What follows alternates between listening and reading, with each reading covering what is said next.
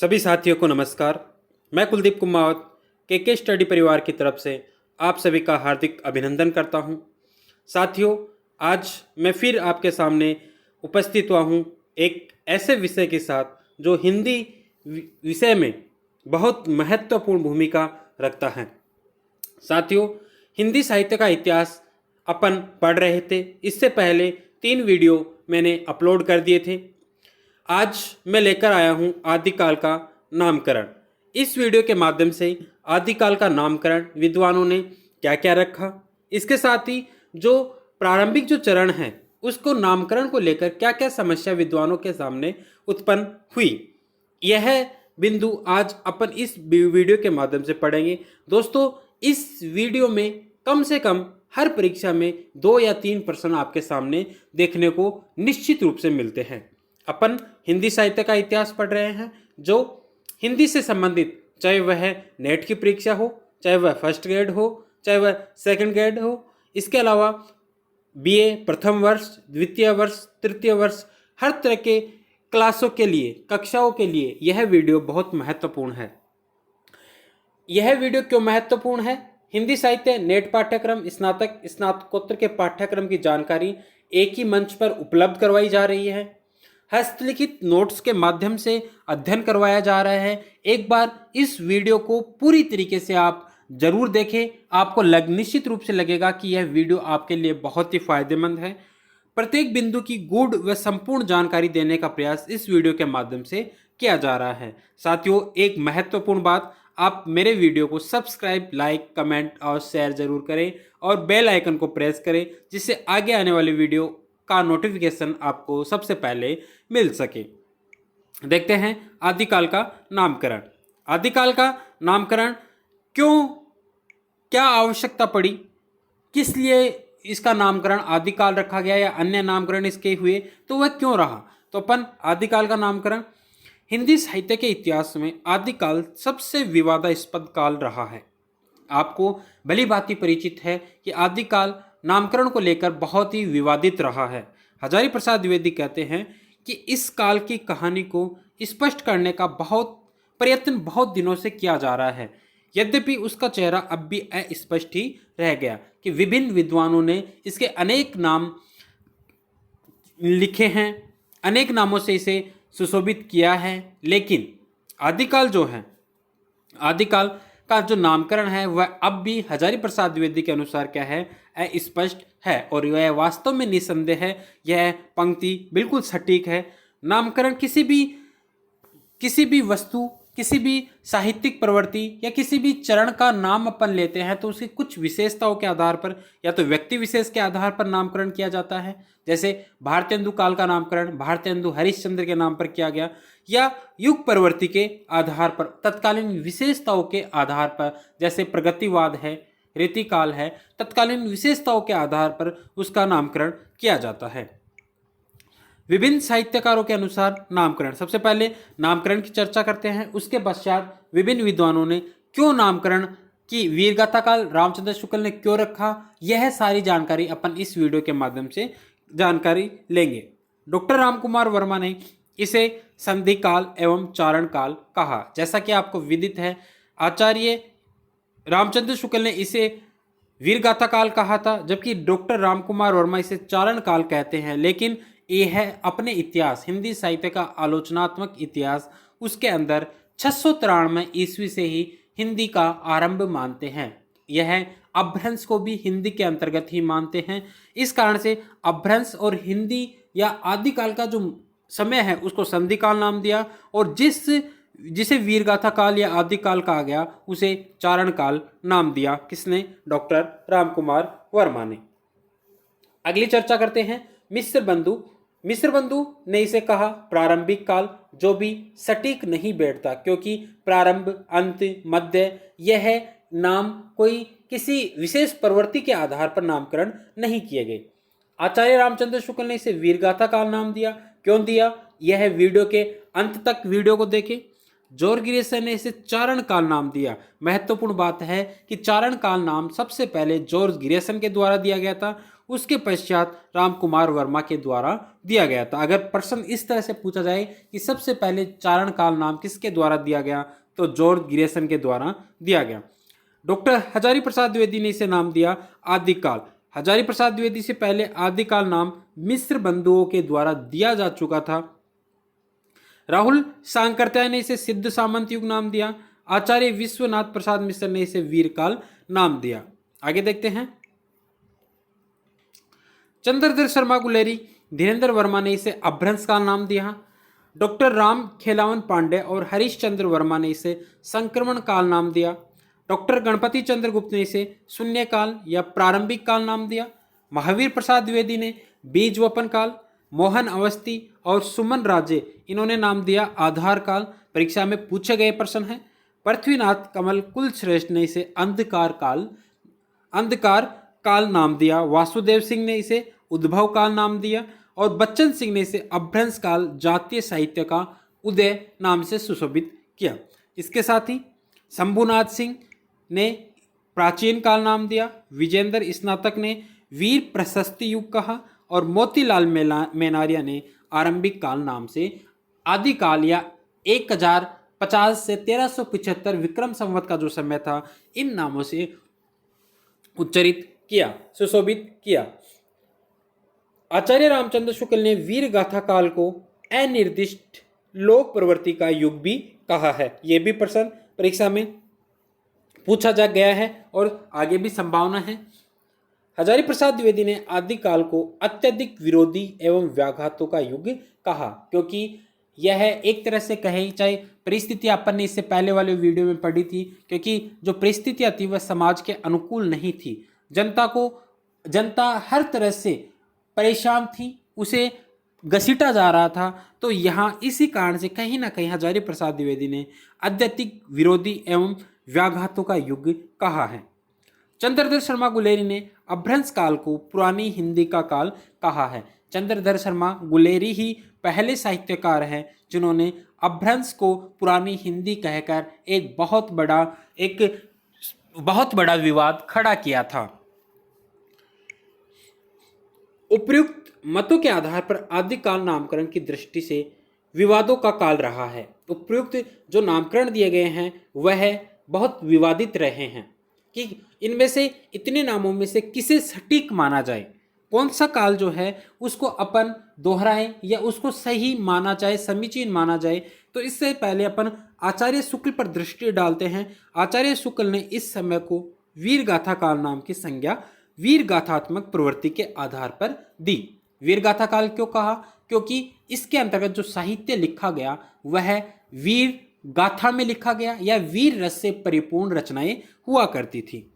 वीर रस में रचनाएं इसलिए थी क्योंकि तत्कालीन समय में जो रासो साहित्य लिखा गया उनकी रचना करने वाले चारण या भाट कवि थे जो युद्ध करने में भी निपुण थे, साथ ही साथ राजा का अतिशयोक्तिपूर्ण गान प्रशंसा करने में भी वह प्रखर थे।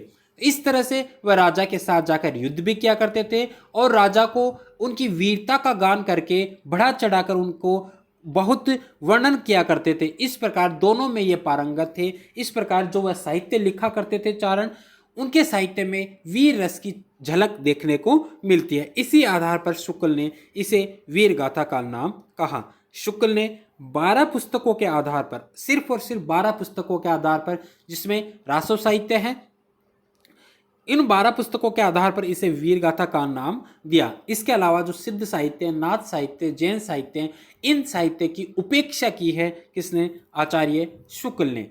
और सिद्ध साहित्य, नाथ साहित्य, जैन साहित्य आदि काल का महत्वपूर्ण बिंदु है, लेकिन उनकी उपेक्षा किसी भी तरह से नहीं की जा सकती। लेकिन शुक्ल ने उनकी उपेक्षा कर इसे वीर गाथा काल नाम दिया, जिससे अधिकतर विद्वान सहमत नहीं हैं, जो कि अन्य विद्वानों के अनुसार तर्क संगत नहीं है। शुक्ल ने आदिकाल के अंतर्गत सिद्ध साहित्य, नाथ साहित्य, जैन साहित्य को सांप्रदायिक ग्रंथ कहकर महत्व नहीं दिया, जबकि आदिकाल से में इनकी महत्वपूर्ण भूमिका रही है। डॉक्टर हजारी प्रसाद द्विवेदी का मानना है कि अभ्रंश की कई रचनाएं जो मूलतः है जैन धर्म भावना से प्रेरित होकर लिखी गई है, कि अभ्रंश के अपभ्रंश को लिखने वाले जो कवि थे वह जैन कवि थे और जैन धर्म की भावना से प्रेरित होकर वह लिखी गई निसंदेह उत्तम काव्य है और विजयपाल रासो और हम्मी रासो की भांति ही साहित्यिक इतिहास के लिए स्वीकार्य हो सकती है कि जिस प्रकार रासो साहित्य आदिकाल में महत्व रखता है उसी प्रकार जैन कवियों द्वारा लिखी गई अपभ्रंश की जो रचनाएं हैं वह भी आदिकाल के लिए बहुत ही महत्वपूर्ण है। तो इस प्रकार हजारी प्रसाद द्विवेदी ने यह कहा है कि अपन रासो साहित्य के जो अतिरिक्त जो रचनाएं हैं, चाहे वह सिद्ध साहित्य की है, चाहे वह जैन साहित्य की है, चाहे वह नाथ साहित्य की है, उन्हें किसी भी तरह से नकारा नहीं जा सकता। उनकी भी आदिकाल में अद्वितीय भूमिका है। शुक्ल जी ने जिन 12 ग्रंथों का उल्लेख किया है वह अधिकतर संदिग्ध व अप्रामाणिक है। उन 12 रचनाओं की चर्चा अगर की जाए तो कुछ रचनाएं तो ऐसी है जो अप्रामाणिक है, उनका कोई प्रमाण मौजूद नहीं है क्योंकि उनकी घटना, उनकी जो कथा है वह इतिहास से मेल नहीं खाती, संदिग्ध है, कुछ अप्राप्त है तथा विद्यापति की पदावली और बीसल देव रासो तो श्रृंगारिक रचनाएं हैं। तो इन दोनों रचनाओं के आधार पर तो वीर गाथा काल नहीं कहा जा सकता क्योंकि ये दोनों रचनाएं किस रस में हैं? श्रृंगार रस में। इसके अलावा जयचंद्र प्रकाश भट्ट केदार की रचना और जयमैंग जस चंद्रिका मधुकर कवि की रचना, यह दोनों रचनाएं तो सिर्फ उल्लेख मात्र है। इनका तो दयालदास रिख्यात जो रचना है उस रचना में सिर्फ उल्लेख मात्र मिलता है। तो इन रचनाओं के आधार पर तो आदिकाल को वीरगाथा काल नाम नहीं कहा जा सकता।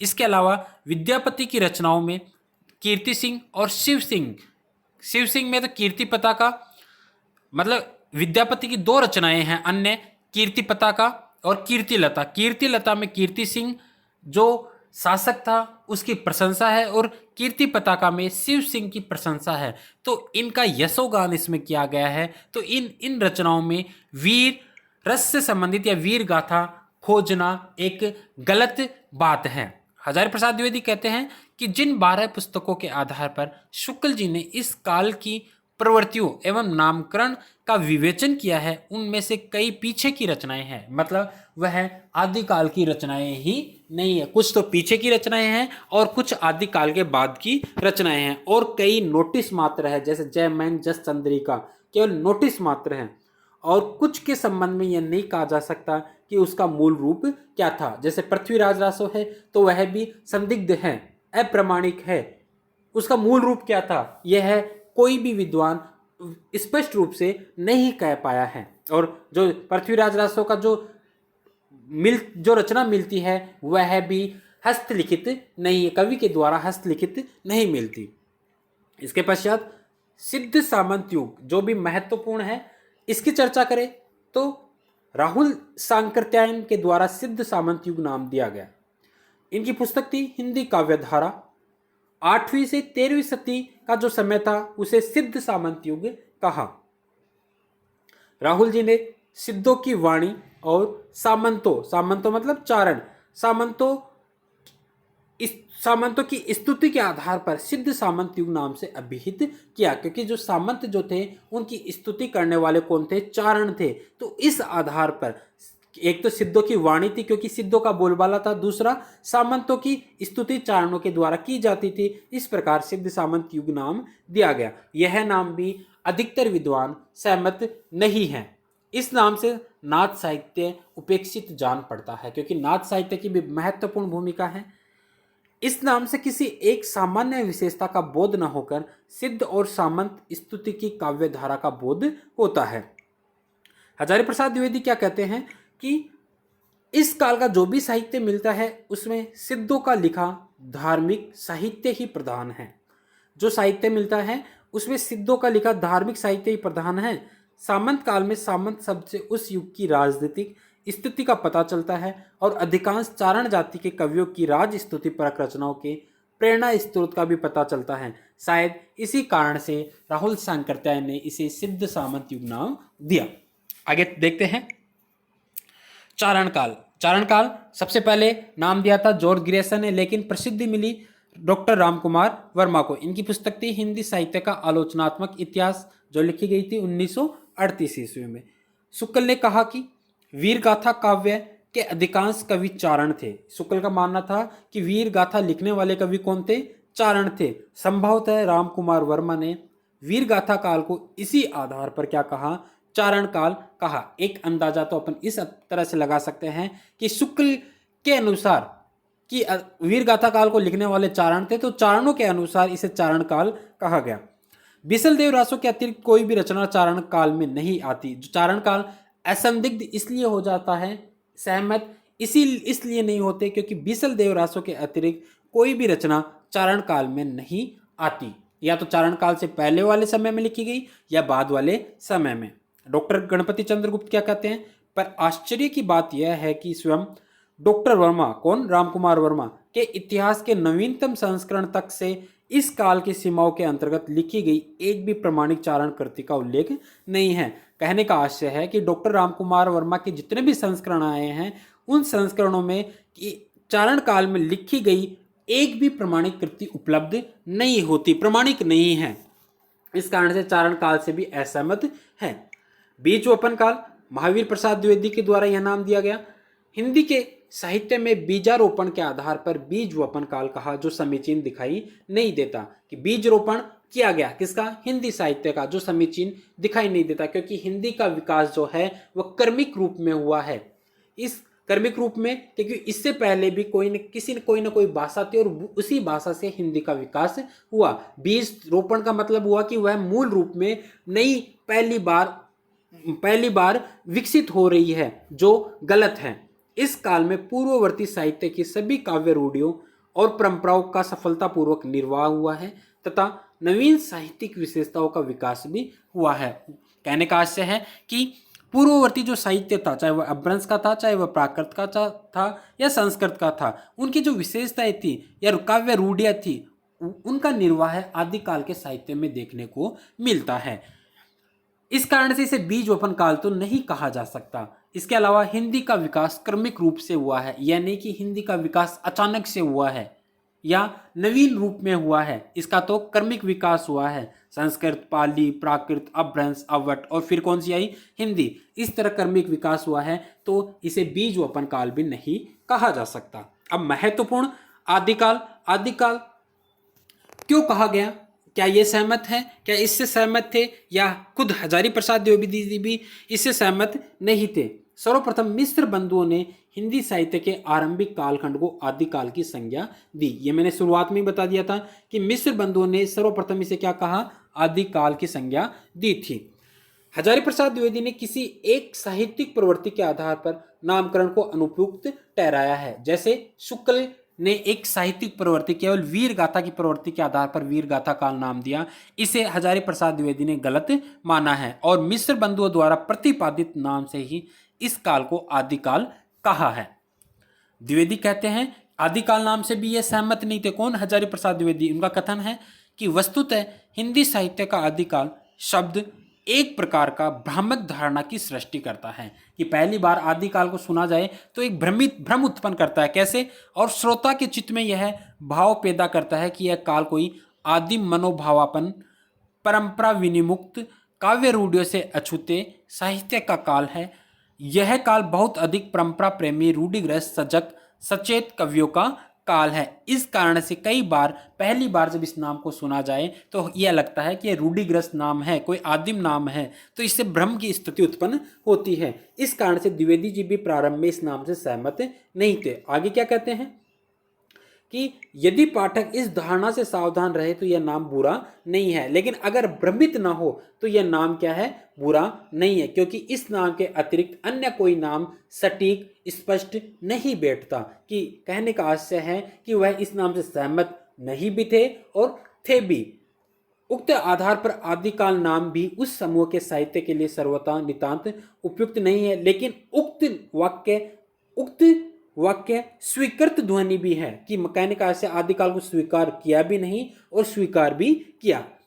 आदिकाल नाम से साहित्यिक प्रवृत्ति तथा साहित्य इतिहास का बोध नहीं होता। चाहे इससे साहित्य, ना तो आदिकाल नाम से ना तो किसी साहित्यिक विशेषता का बोध होता है, ना ही किसी इतिहास विशेष का बोध होता है, लेकिन आदिकाल नाम से साहित्य प्रवृत्ति या पक्ष विशेष के प्रति पक्षपात नहीं होता, कि जैसे वीरगाथा का नाम दिया गया तो नाथ साहित्य, जैन साहित्य, सिद्ध साहित्य के प्रति क्या हुआ, पक्षपात हुआ। इसके अलावा चारण काल नाम दिया गया तो चारण काल में साहित्य के प्रति पक्षपात हुआ। इसके अलावा ऐसा ही सिद्ध सामंत युग है, ऐसे ही अन्य युग है, जैसा अन्य नामों से होता है। इसके अलावा अभ्रंश काल, चंद्रधर शर्मा गुलेरी और धीरेन्द्र वर्मा ने आदि काल को अभ्रंश काल नाम दिया।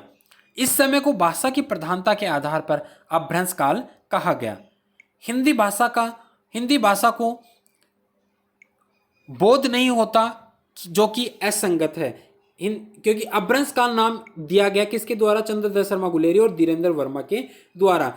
और अभ्रंश काल से हिंदी भाषा का बोध नहीं होता कि इसमें हिंदी में भी साहित्य की रचना की गई है, तो इस प्रकार अभ्रंश काल भी समीचीन नहीं बैठता। तो इस प्रकार आज इस नामकरण की समस्या की अपन ने चर्चा की। आशा करता हूं आपको भली भांति समझ में आया होगा। आप कमेंट बॉक्स में मुझे अपनी राय निश्चित रूप से दें। इसके आगे अपन आदिकाल की अगले चरण, अगली श्रृंखला, अगली कड़ी में अपन अध्ययन करेंगे। बने रहिए के स्टडी परिवार पे। धन्यवाद।